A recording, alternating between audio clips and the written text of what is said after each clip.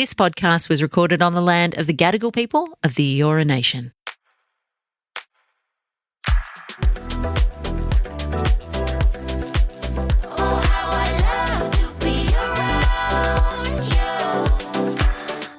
Guys, welcome back to another episode of Mad About You. Wherever you are, whatever you're doing, we absolutely love to have you. Just trying to be you. That was my you impression. Yeah, but do you understand, right? Imagine if every comedian, when they told a joke to the audience, they just shat themselves and pissed themselves. It doesn't work. Like, you have to let the audience laugh. Some comedians laugh at their own jokes, and it's good. It adds to the... Anyway, are you going to say welcome to everyone? I was just letting you have your moment. Okay. That was beautiful. Just mocking me. Guys, we got a little bit of a tone shift in today's episode. We are going to talk about a caption that I shared on Instagram that resonated with a lot of you. Our Ask Mom and Dad, guys, does come from a girl who is struggling a bit integrating her relationship with her friendship circle. But we are starting with, I have a bit of a gripe, actually, this week. With me? Always with you, but this specifically is not with you. So not always. And this is going to sound, I'm going to sound like such a mum right now, like I really am. But I went for a walk with Fletcher this morning and I walked through the train station and it's school time. So like it's peak hour in the morning, everyone's going to work, everyone's going to school. And I've noticed this a few times now, but this morning for some reason it was just like intensified. All the kids are just on their iPhones. Like every single one of them are looking down at their iPhones. And even if they're talking to one another, they don't look up and talk to each other anymore. They're talking whilst looking at whatever screen they're looking at. And half of them are playing games. Some of them, like I saw this, what genuinely looked like he would have been borderline 12, like maybe year 7, maybe year 6, I still don't know, taking a Snapchat of himself to send it to whoever he was sending it to. And it just felt so dystopian, and it's really hard because obviously we work in an industry where we like perpetuate this, right? Like we are doing the job that I think a lot of people kind of want to be doing, or that's maybe influencing people to kind of be on their phones and be using social media so much. Well, if you think about it, you're creating stuff that they're consuming. Yeah, well, exactly. But it's really like, I think from the perspective of Fletcher is growing up in this world where what he's observing every day from the pram is people looking down at the phones. No one's looking up and making eye contact or talking, like interacting properly. And that's what he is surrounded by and will grow up in, which is really weird. And we're obviously the first kind of generation to have had these phones, and it's very exciting and new, and you know, we all have our own kind of probably addictions with our phones, but we're adults, so we can kind of recognize when to put it down and have a chat, right? Like we try not to converse with one another whilst we've got a phone in our hand, and because, you know, it's kind of rude and disrespectful. But these kids who've had them since, you know, I don't know what age, like I see primary school kids walk around with phones in their hands, like not in their bags in case they need it for an emergency, in their hands on the way to school. Primary school kids, that's what they've had from the get-go, and that I don't think anyone's teaching them, you know, what like to be courteous about it. And why would you be as a kid who's going to school with this exciting thing with no one to look over your shoulder and go put that down, you know, like talk to the person next to you? You're probably missing out as well on like a lot of essential, like, you know, life skills that come with, you know, commuting to school, for example. So I remember when I was in year 5, I went to a school that needed a commute. And that was like the most fun time in the morning, was like meeting up with people that I went to school with and like chatting and talking about your days and like mucking around and being silly. And then the same on the way home, it was like stopping at a shop and like we'd get hot chips and then we'd all like share them and chat and have a good time. And like sometimes we'd walk home, like and it was fun. And well, you're socializing. Yeah, missing out on that now with these kids because like they don't care to talk to the person next to them because they want to catch up on what they've missed out on the feed or watch a funny video. And it's so gratifying. You know, the instant gratification is so intense that why would you as a kid with no self-control? Like if you put a mound of cookies in front of a child and then leave them alone, like what do you think's going to happen? Yeah, I don't disagree. It's hard for them to not use it if it's in front of them. But I have actually seen I read recently that there's a couple of, I think it was an actor. He started, I think Benedict Cumberbatch. He's Doctor Strange, I think. He joined like this alliance with other people in sort of his community on an area where it got like to the point where it got like 100,000 parents' signatures where they pledged to like not give their kids a phone, a smartphone until a certain age. And I think it was only about 14 that was the age, which is still pretty young. Still quite young, but I guess like, 14 is better than 10, it's better than 12. So whatever age is better than younger, I guess. But I know we've spoken about this before and trying to limit sort of the use of that with, our kids until they get quite old. And it is kind of this odd thing, because one, you don't want your kid to like fall behind, miss out, not be a part of what other people are a part of, but then you also want to instill in them the confidence to like be themselves and to be different and to not worry about what other people have because, everyone's life's different. And, so it is a bit of a catch-22 and a weird one. Well, the kids who don't have the phones are looking over the shoulders of the kids that do. Yeah, that's the other weird part. Yeah, it's not like they're chatting in their own little niche group. It's like they're look at this. Yeah, they're consuming through their own Do kids friends. play handball anymore? Not sure. We used to take a tennis ball to school and play handball. You actually told me in a couple episodes back that you used to play Sleeping Lion or something, where you pretend to be asleep. That's when you're like a toddler at preschool, whatever, okay. Or like a baby, like a kid, like a 6-year-old, 7-year-old. So what do you reckon? You reckon ban the phones? Schools should collect phones on the way in? I just don't know. Like, why do these kids need these phones that have access to everything in the world, that are so addictive? Give them bloody Nokias. Yeah, but you were telling me recently about, social media, the ban for under 16-year-olds in Australia. So I'm confused. Is that... I don't think it's not in place yet, but it will be. And hopefully that makes a big difference because although half the kids I saw, were playing games on their phones, which is kind of, I guess, like running around with a Game Boy, maybe. But way more addictive. A little bit different. I think the people who create stuff now are so it's done so intelligently and in such an addictive manner, as you said. It's meant to like replicate the equivalent of gambling and slot machines for adults. It's like to put those feelings and the releasing of endorphins into your brain as a kid. So. I just felt sad that like that's what Fletcher's seeing. That's all he's seeing is heads down. Everyone's heads down. It makes me sad more for the fact that I know how fun it is to be a kid. Of course. It's like that stage in life where, maybe you're not connected to the entire world and you see everything that's going on. Yeah. Good, bad, ugly, kids shouldn't whatever be connected to the whole world. That's what being a kid is. It's being carefree, not having access to everything that could make you anxious as a bloody 10-year-old. Yeah. But I also remember hanging out with my friends and we'd go to we'd literally walk into the bush and make a fort, or we'd find like an anthill and try and muck with it. You do these things and they're all part of your upbringing. But I can also see that if you gave me a smartphone and access to the entire world when I was 12, maybe I wouldn't have done those things. No, of course, but that's the point. It's not the kids aren't to blame, and parents aren't to blame, but it's like maybe you should. I think parents have been scared into thinking that it's for safety when really there's multiple ways you could contact your kid without them having a smartphone.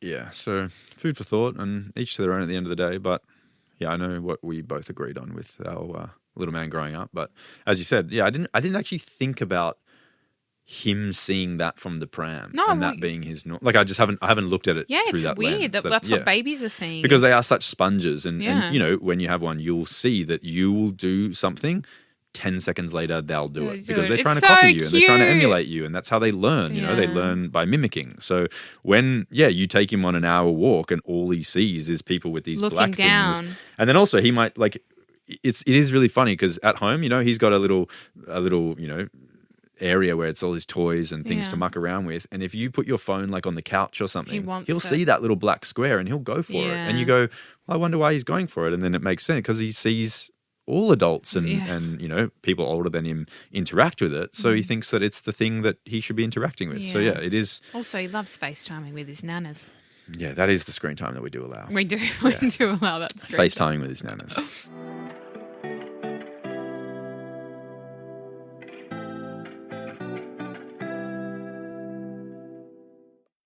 Okay, so I shared a post on Instagram recently where I had gone to an event, and basically I came home and I had a bit of a teary to lock. And I'm actually going to read you the caption in case you don't know what I'm talking about, so that you're up to date. It's a bit long, so just strap in. It says, I went out last night to a beautiful event for Beck and Bridge and came home and cried. I explained to Locke that I feel really out of place at these events now, like becoming a mother has somehow thrown me to the outskirts of our industry and that I'm irrelevant or unimportant. I left home 45 minutes later than I'd intended and felt unattractive and unnatural in my clothes, which had nothing to do with the outfit and everything to do with my perception of my new mummy body. Most days I'm really proud of myself for how I've adapted to my new life, and I try not to think badly about the changes that have occurred to my physical appearance. It's unimportant in the scheme of things, and the gratefulness and joy I feel every day with Fletcher heavily outweighs any negative feelings about those changes. But I did want to share this with you because the changes that becoming a mother brings to you, both physical and mental, are really deep and conflicting. Mostly beautiful, but sometimes a bit ugly too. I know now, after having come out of my emotional blip, that my fears of irrelevance are irrational and come from a place of self-consciousness that I'm sure a lot of mothers feel when their lives are suddenly flipped upside down. I know now, after some self-reflection, that I'm important in a whole new way and that the value I carry doesn't at all depend on vapid things like looking hot at an event. I wasn't feeling like myself last night, and I've quickly reminded myself of all the things I know about what's truly meaningful in life. But I really wanted to share this with you because I know other mothers will have felt similarly at some stage. It's a big adjustment and some days are harder than others, but being a mama is truly the most special thing I've ever had the privilege of experiencing, and I'm sure the blending of old life with new will continue for some time to come. My life carries such a deeper meaning now, and the moment I remember that and the fog clears, I cherish how lucky I am to be in my position.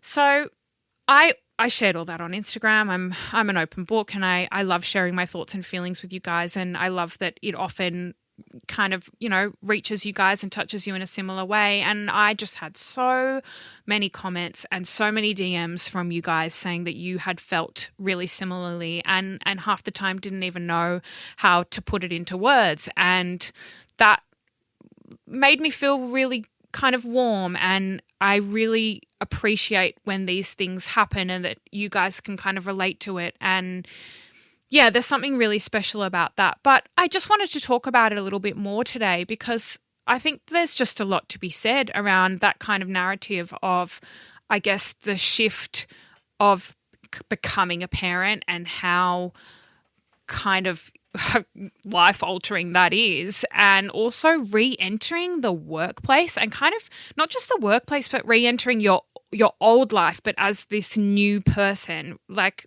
the way that your brain changes it's just so vast. You don't think the same way. You've always got this kind of thought in the back of your head about how things are going to affect, your child, or I guess even the repercussions of something little like missing a nap, or, you just think and feel so differently. So, going back out into the world as kind of like in the way that you used to, for example, going and seeing friends, like you don't feel the same.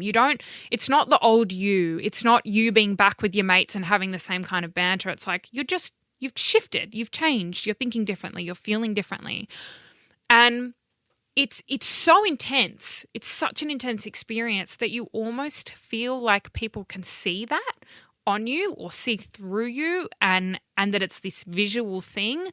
And I guess that was kind of what was a bit jarring for me, was going to this event and for some reason just feeling a bit off that day and not feeling like myself at all. And it's almost like, I don't know, like I expected people to kind of notice that. And it's like, you almost want the world to like adjust to that, but why would they? Why would you expect other people to kind of pick up on that about you and then kind of, I don't know, treat you a bit more gently or approach you in a different way? It's like an odd expectation to have, which I completely understand, but it's just, there's such an odd thing is re-entering the world as a parent, basically after you've spent so much time only being a parent, and then you've got to like relearn how to be, cool again. Yeah, well, you mentioned like feeling like you were on the outskirts of your industry when you like re-entered. Yes. But like, why did you feel that? Like, where did that stem from? Is it like a physical thing, or is that like a suffering in your own mind thing? Probably a bit of both. Like, I physically just didn't feel like, honestly, it just felt like frumpy and not like myself. And, the clothes that I used to wear are fitting me really differently. My body's changed. I've got these, new boobs that I'm breastfeeding with, and they're not sitting in the top that they, in the same way that they used to. They're not fitting into any of my bras. So there's just like this frumpiness, and you feel like I was really doing my best to stand tall and proud, put my shoulders back, and not kind of act like I was feeling frumpy and go into it really confidently. But I just didn't feel like myself, because myself is different now. So yeah, I think it's a bit of both. It's like a part of me feels like I'm old and I'm not relevant, and I'm not one of the hot little young ones running around anymore in my industry specifically, which is filled with, models and very attractive young people. So I guess a bit of both. Sure. Like, you obviously like mentioned you feel frumpy or unattractive, but obviously one of your like biggest, I would say, like passions or drives in your own life has been like fashion. Yeah.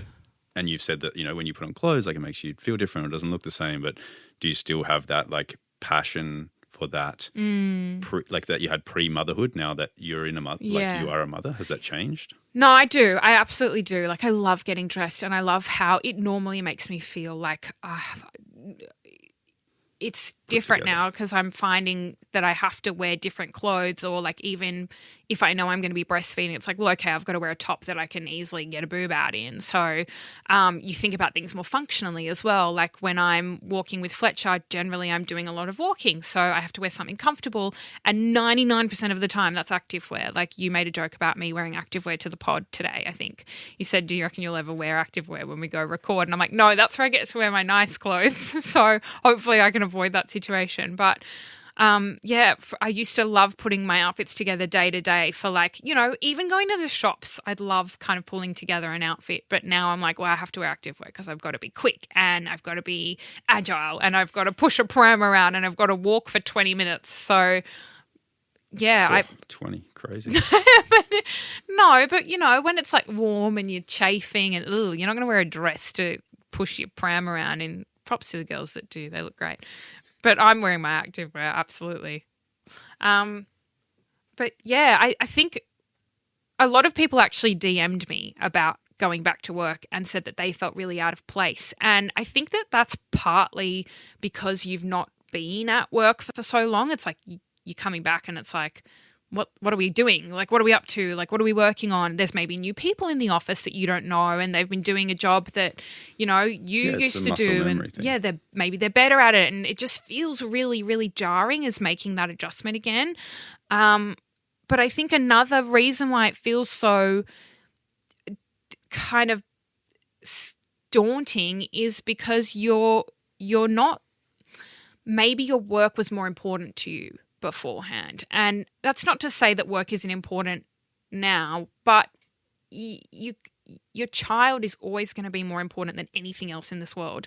So you just don't have the same kind of drive or intensity that you maybe used to have for those things. Maybe you care a little bit less, or all you can think about is, I wonder what my baby's doing. Like, is my baby okay? And I need to get back to my baby. I need to breastfeed my baby. I need to pump. I need to make sure that he goes down at nighttime properly. Like, I'm out at an event and I can't help settle him, and he's going to go down without my boob. And, you just feel and think so differently, and you have these thoughts just the whole time that you're away. Like, all your nature is literally pinging you to go back to your child. It's like an Apple Watch, when you press that button and it makes that, it's like that, but internally, constantly. So how do you navigate that? Like the pre-identity that you probably miss a little bit of, and you want to still integrate into your life, and then like the newfound sense of like purpose and value of being a mum, and mixing those two. Well, I'm one of the lucky ones in that I get to determine for the most part what my schedule is. So even though I'll have events or work I need to do, I can generally kind of work around that or shift it so that it's convenient for me and my timeline.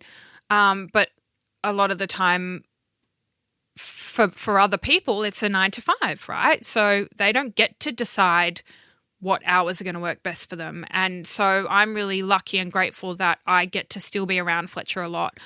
I genuinely really, really feel for the mothers who have to go back to work full time, even part time, 9 to 5, and you can't just pick up the phone and check on your baby every 5 minutes.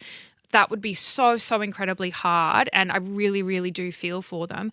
And even the fathers, like I saw this post on TikTok the other day, and it was a father who had written something about like the real curse or something is having to leave your child, go work a 9 to 5, and you only get half an hour with them before bedtime. And that's the only time they ever spend with their child throughout the days. They get up, they go to work, come home, and then they get half an hour to an hour before bed, and that's all they're seeing of their child apart from the weekends. And even then you might both have stuff on, you have to juggle and get to and be around, and then you still want to somehow see your friends or see your own family. So yeah, just the adjustment back to work in general for everyone, it's just so hard. And I know that it's spoken about, but until you live it, you just really can't understand how difficult it is to come back into an environment that now feels, I don't know, sometimes it just feels like I guess, honestly, sometimes insignificant compared to how your time has been spent with your child. It's like some things I've sat there and gone, what am I doing here? Like, I should be with my son, but you just have to. It's like the nature of your life. And sometimes going back is actually really nice, right? Like, there's been days where... Well, they say that going back to work for some people is the break. Yes, it does. It feels like a break. Resting and relaxing. Parenting is 1 million times harder than going to a 9 to 5. So it's this weird kind of... There's this contradiction of like, well, I kind of want a break, and no, but actually I want to be with my child, and it's this pull and push always. That's what parenting is. It's a constant pull and push. It's constant like grieving. You're like grieving the child that is in front of you because you know that they're about to change in the next week. You're grieving the newborn because you don't even remember having the newborn, and then you're like grieving this old life that you used to have that you don't want anymore at the same time. It's such a weird, just constant duality, Do you think that, you talk about like postpartum and your body changing and it affecting, you and your work, but do you think perhaps that's a little different to most people in terms of, they if they went back to, a corporate job or being a nurse or a teacher, like as in it's not as important, but you as in sort there's of work less emphasis on like their appearance. Yeah, you work sort of in an industry where, the way you look is probably quite important. Well, if you're not a size 8, you don't fit into the samples half the time. And for those of you who don't know, samples are basically like brands will have a rack of clothing that is generally the most recent collection of clothes they have, and they often will loan those out to you for things like events. And most of the time, they kind of only have a size 8, which is a small, basically in Australia. So yeah, if you're not wearing a size 8, you're not fitting into samples and you don't get to wear the clothes. So you're not chosen for things then, right? It's like that alone is kind of daunting. And yeah, of course that's in the back of my mind, probably a bit more than it would be for other people, is because I'm front and center with my appearance every day. I'm posting photos and videos, and I have to look good and sell the clothes or sell whatever product I'm trying to sell. So if I don't look good and kind of feel good, it's going to translate, and I might not get certain opportunities, which is crazy to think about in this day and age.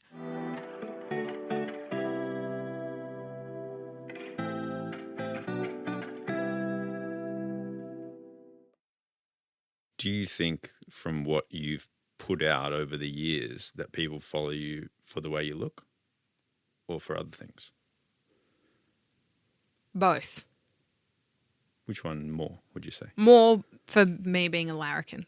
Okay. So maybe you think about that and remember that next time you're worried about these kind of things, is that and your following isn't following you because you wear a certain dress and it looks a certain way Yeah. on your figure, and that your hair's done a certain way. They're following you because of probably the message that you push and the Yeah. authenticity that you give, and how you let them into your life and allow them to live sort of, you know, vicariously through you. That's probably the reason why you've amassed such a large following, not because your eyes sit a certain, you know, distance from your nose and your lips look a certain way.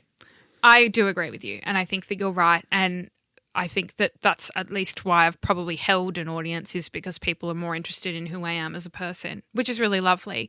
But it still is definitely a part of what I do, I think. And if I'm not wearing makeup, I'm not. You just look, but for some reason you look unfinished. You just don't look like a man gets to leave the house and not wear makeup. No one's bats an eyelash. But if you, as a woman, go into even your office or something and you're not wearing any makeup, you just get comments about it. You look really tired, or are you unwell today? And that's purely because you just don't have concealer under your eyes. So there's this way that a woman kind of needs to show up in society in order to like look presentable, which is strange when I say it out loud. Like, would I have to paint my face so that I don't look half asleep? Well, why? Why is that? Why don't you guys do a National No Makeup Day then? I would love that. It should be No Makeup Week. Yeah, well, there you go. But if it's like this general consensus and all women agree, But it might that, not like, be. Hey, I don't want to be the one to do it if everyone else is still doing it. But if we all agree, it's like we spoke about the community so of nice. parents that wanted to not give their kids phones. Yeah. Like if 100,000 parents are doing it, you're probably going to feel way more comfortable joining that group instead of being the 6 parents at a school doing it. You know what I mean? So like if you got people on board for this makeup day or no makeup week and said go to work. I think there'd be people who wouldn't feel confident though. That's the issue. A lot of people don't feel confident without makeup on. Sure. But I think that is sort of who you are online. Isn't that what you've done for years? I love not wearing makeup. No, I love makeup also. You've helped people feel confident in their own skin, no matter, you know, what they look like, how they feel. I try. I think I just share my own journey out loud, and then people relate to it, which is really nice. But yeah. When you're like in your caption, obviously, you know, you probably were in quite a mentally dark place that day. Yes. You know, when you're in that place and you're looking in the mirror and you have negative self-talk and you're not, you know, might hypothetically not be liking what you're seeing in that moment, like what are your go-to tools that, you know, maybe other people could use when they're sort of feeling those same things? I try now with postpartum specifically, I try my best to think about what my body has actually done for me and for like our family, and by growing and birthing a whole human being, that's insane. And we all do it, like not everyone, but you know, we're all here because of that. So why am I kind of making it an issue for myself that my body's changed when of course it's going to change? And I have a freaking baby in my belly, like kicking around, kicking my ribs and weeing. Your babies wee. I don't know if you guys know that. They wee inside of you. And that affects your physicality? No, sorry. I just needed to throw that in there. In case you guys don't know, they wee and can also poo, but the poo is not as safe. Awesome. If you get a feeling that your baby's pooed in you, go to a doctor. All right. So you've obviously spoken, I would say, quite a bit about like physical appearance, but like how was your perception about yourself? Like who you thought you were and what you brought to the table, apart from, you know, physically how you look giving birth? Like how's your perception of that version of yourself shifted since giving birth? Well, that's a good question. A part of me is more... Sorry, were you waiting for that? No, I just... Waiting for the little kudos? Just conversating. A part of me is more anxious because when you have a baby and you're not sleeping, you naturally just get anxious at like the drop of a pin. And you kind of have this like, it's just like residual anxiousness that kind of ends up bleeding into other areas of your life. So a part of me is more anxious, but in a really contradictory way, I'm also more confident. And it's weird because this caption is kind of, you know, it's outlined that I'm not feeling that confident person. I'm feeling more like the anxious person. Yeah, but that's also a moment. Yes, exactly. And like I said, it was like an emotional blip, and it was an evening where I just was not feeling like great, which, you know, everyone has those days naturally anyway. It's just kind of intensified postpartum probably because you're thinking about all these external factors that you didn't used to think about. But for the most part, I think I actually feel more confident as a person. I feel like my value has increased in society and that I am so worthy because I've done this really incredible thing and because I've done it and then I'm continuing to do it every single day and I'm juggling it alongside this other life that I have. And oh my God, look at all of these things that I can accomplish. And sure, I haven't gotten around to that yet and maybe the house is a bit messy, but in terms of what I have done and can do and will continue to do, I feel like kind of invincible. Like I could do anything now because I did that. So like I gave birth, pushed baby out of the clacker. Wow, I could do anything. Yeah, I don't disagree. And there's a little saying that I've read, which I don't know, maybe it resonates with you, maybe it doesn't, but it says that you don't truly grow up until you have a kid. So would you agree with that? Or Absolutely. And probably not in the very beginning. In the very beginning when Fletcher was like a newborn, even up to 3 months probably, I was like, what is everyone talking about with their lives changing and this and that? And it's only as you kind of continue on in the process and you manage to do different things and kind of your child gives you more back and you watch them grow, you grow with them. Like you really do. It doesn't happen overnight. There were a lot of things I didn't relate to for a while. And then all of a sudden I started relating to a lot of it. And I thought, oh, this is what people said when they were talking about their whole lives changing. Like I get it now. I'm on the other side of that. And you do. You become an entirely different person. And it's in a really beautiful way. And so you're saying the identity shift is not like you leave the hospital and you are this new person with a new identity. That it takes time to settle into your like new role. Absolutely. You need to kind of grow into it and refine yourself. That's what you do. You find a new version of you that exists. The old one doesn't exist anymore. And you just everything, your perspective of everything is very different. Having become a mother and going through it the past 9 months, like what are you most surprised about within yourself shifting? Like, have you shifted habits? Have you got as something, have toxic bits of you like fallen away because what's shifted the most that's like shocked you the most about you as a person? I think, well, I love other kids now.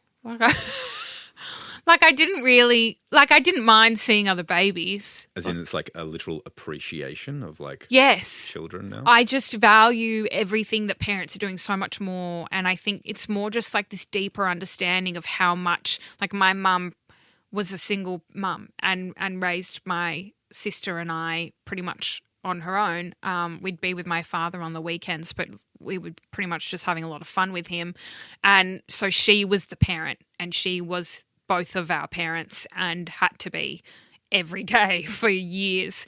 And I just can't actually fathom doing that on your own. I really can't. I really give it up to single parents. You're doing a phenomenal job. Whatever you're doing, whatever you're managing to get done, good on you. But we'd go home and the house would be clean and tidy. Mum didn't the house wasn't a shambles. She'd keep everything in check. She was always on top of everything. And it's probably because she didn't have a choice, there were always lists. She'd always have lists on the fridge. She'd always get everything done on time. She was on top of it, really, really, really was. And also managed to provide us with these amazing experiences throughout life and never held us back from trying or doing new things because she wanted us to have maybe a childhood that she didn't get to have. And I value that so, so, so much now, having come out of the other side of postpartum and knowing how hard it is to have one child, let alone two, and on your own. That's really transformative, and looking at life through that lens and also being more empathetic of just situations in general. I was probably a bit more judgmental prior to having Fletcher, and now I understand, that's why you're not getting that done. That's why you haven't managed to do that. That's why you're maybe a bit on edge. You just get things. You get it. It's so different. That's a nice perspective shift, I guess. Yeah.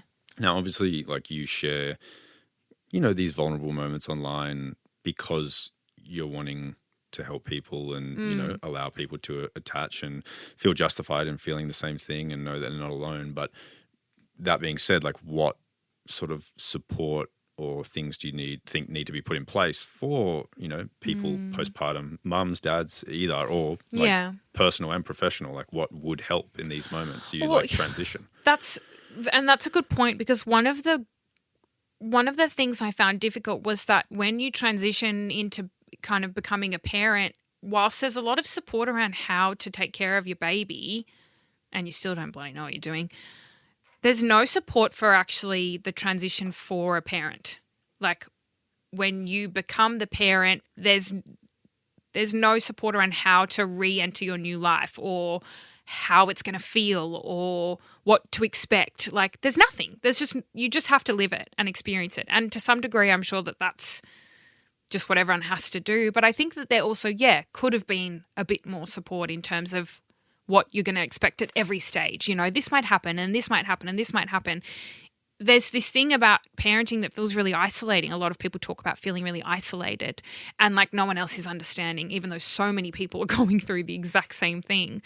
And I think that, there's lines you can call, like there's government lines, but really they're kind of, they're more informational, and it's a bit more like, do you need help breastfeeding? And it's less help for just like, I'd like to have a conversation with someone who's been through this, who knows what I'm feeling right now. You're not going to call helpline because you don't need help in that sense, but you just need something. And I don't know, perhaps it's like maybe there needs to be some sort of kind of, I don't know, like government mandated created app that's like where people can come and just chat about what's going on for them, or ask questions about what's going on. Or maybe there's like, we have like there's like a family health center when you give birth that you go back to, and you kind of, they're asking if your baby's fine. They're asking if your baby's gaining weight. They're checking on your baby and your baby's body and making sure that everything's okay. But it's less about you. And there should be more emphasis placed on that parent, because the parent's supporting the child, and if the parent's okay, the child's going to be okay. And I just feel like we just need something. I don't know whether it's a group. I think mothers group is a bit too, or parents group is a bit too, I don't know. It's not like a Q&A. It's like you get to ask a nurse a few questions in the very beginning, but that's the very beginning. Maybe it needs to be a group that you come back to, throughout. Maybe every few weeks you come back and you get to ask questions. And I don't know. Something though, because there felt like there was nothing really. And you shouldn't have to go do research about what book to read in order to feel supported as a new parent. There should just be support, because it's bloody hard. Yeah, for sure. I get that.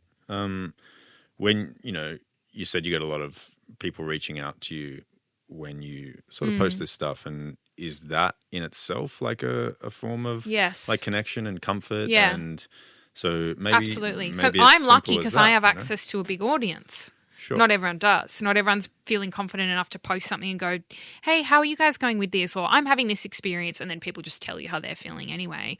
So I'm lucky in that, I've had that at times, but it's not quite the right thing. It's not as personal. It's not maybe what other people. But maybe it would be more personal for other people, because they're not getting inundated with, hundreds or thousands of messages. Instead, they're getting inundated by 2 messages from 2 people really close to them. So maybe it is as simple as, like having conversations with friends and family. But you might not know anyone who's had kids. A lot of people don't.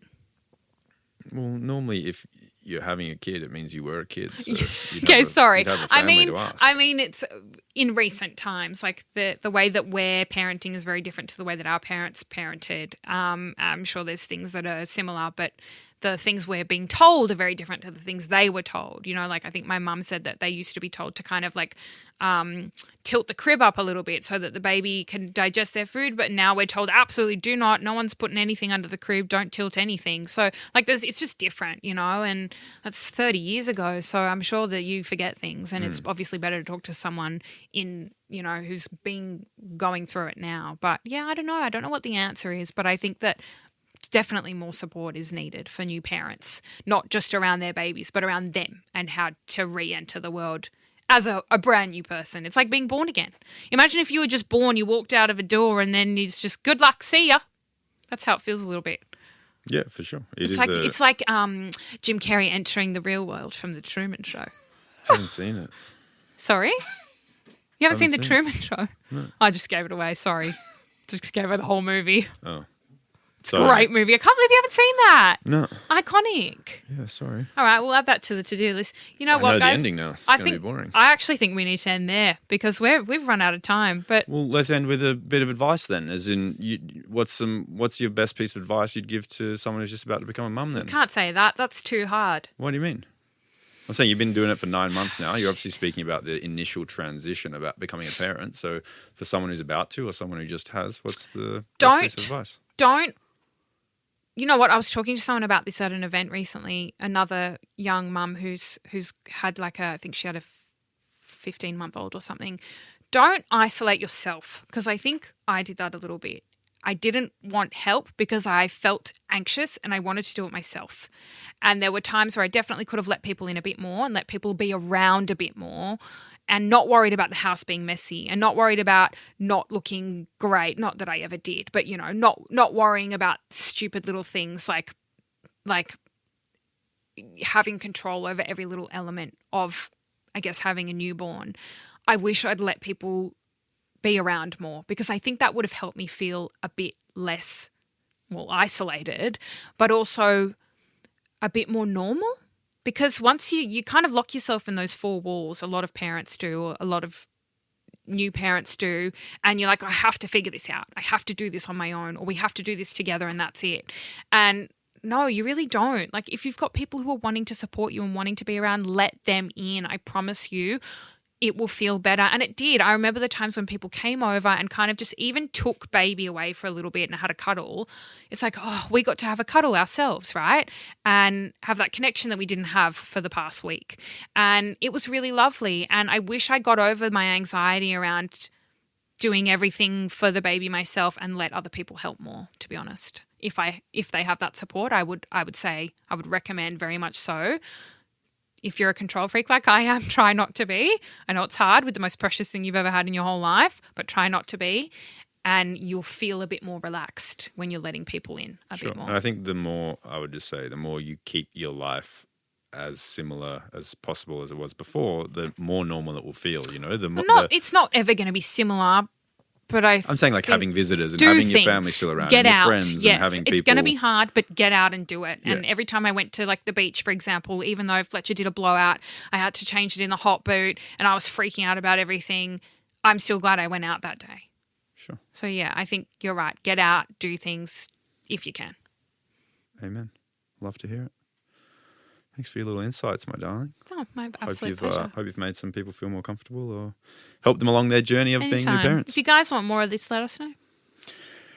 All right, guys. Now, as always, we can't end an episode without a little Ask Mum and Dad. So this is our segment where we pretend to be your internet parents, and if you have any issues, you come to us and we try and help you. No, we are their internet parents. Yeah, but like we don't obviously pretend. Sometimes we don't know what to do. So no, I always know. Yeah, true. You've never not known anything actually. So but guys, if you did have something you wanted our help with, you can DM me or feel free to email us at madaboutyou@novapodcast.com.au. So here is this week's. It says, hey guys, I feel a bit weird even writing in to ask this, but I don't really know what to think or do anymore.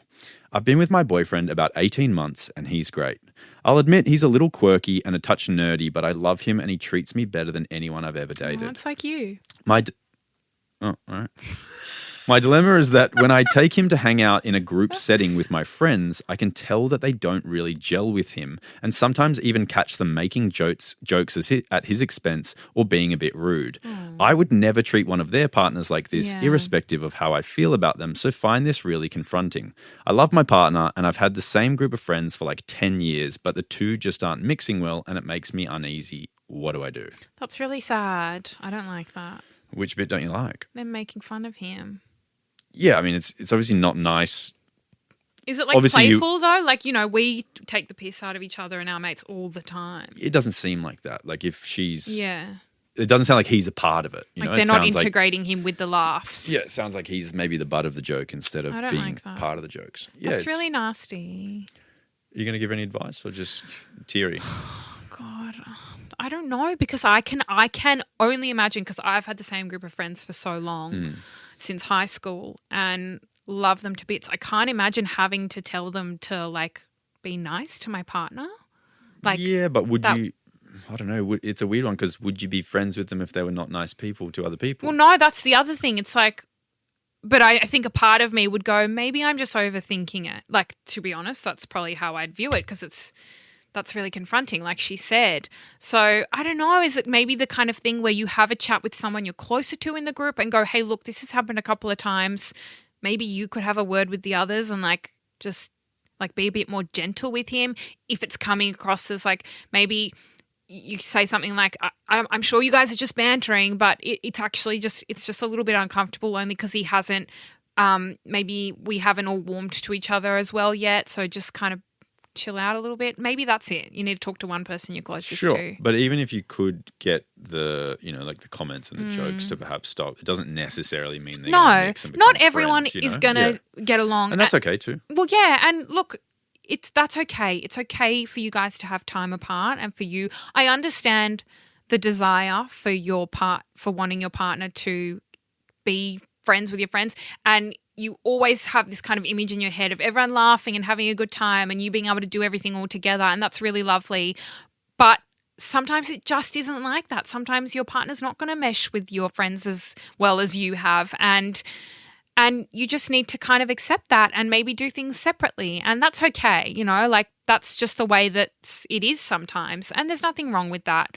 You can't, unfortunately, force people to get along. Yeah, you don't, exactly that. And it's not that there's anything wrong with your partner, obviously. It might just be that they're just not on the same wavelength. Yeah, which is fine, because as you've said, he's the nicest person you've ever dated and he treats you great and you love him, then that's all that really matters in your relationship. Yeah. Or maybe, and then if you're friends with your friends and you have that connection with them, he doesn't need to necessarily be friends with them. It's, as Chad said, it's way easier because then when you're hanging out with your friends, he can come and you can all be spending time together and it's great. But Locke and I both have friends who we get along with, each of us differently to some other friends, Like, I'm not best friends with all of Locke's best friends. He's not best friends with all of my best friends. And that's okay. And some of them we get along with and some of them we don't. And that's just how it is. It doesn't say anything about, your relationship, or it doesn't really change much. And I think you're not missing out on a lot. Something to consider as well as you get older and as you progress in a relationship, whether it turns into engagement, marriage, family, kids, that your partner is probably going to mean more than your friends in a way, because you're going to spend 95% of your time with your partner and your family and your kids, and then you're going to have time with your friends and stuff. But be careful if you're considering sacking off your partner who you love and who treats you really well, so that you don't have this weird time with your friends. Instead, maybe just have separate times with separate people. Just separate it, or have the chat. 5 years down the line when you get married or you have kids, I dare say you're going to see the friends lot less, and it's going to matter that you gel and click with your partner more so than your friends. So absolutely. Just food for thought, but good food. Thanks, darling. That was like burger rings. Your entire diet. Guys, that's all we have for you this week. Little tone shift from crazy dating stories and all that jazz, but always appreciate Jad opening up. We've got to be serious from time to time, otherwise people will think that we're just constant larrikins. Yeah, I mean, most of the time we're pretty silly, like when but we can also... Everyone thinks that I'm making up my name because I joke so often online that they don't believe me that my name's Jadé now. Is that a thing? Yeah. What, because you're a larrikin? Because because I joke around so much, people just think that it's an ongoing joke that my name's Jadé. I love Ricky Gervais, great comedian. I've never questioned his name just because he's super funny. Because Ricky's a real name. What? So is Jadé. It's Turkish. You said that nicely. Yeah, I did it for you. Thank you. Guys, that's all we got for you this week. Please, Chad and I were sort of flirting there, so we need to turn the cameras off. If you enjoyed the episode, please leave us a review. And you can now, I think you can write things occasionally on Spotify. You can leave. You could write them as often as you want. It doesn't have to be occasional. Well, no, some people don't have the update. Yeah, the update. Sure. But guys, if you do, say things. Wherever you get your podcast, we appreciate a review or a comment and a subscribe to the channel. Yes. We love you. We appreciate you. We look forward to chatting again next week. See you next week. Bye.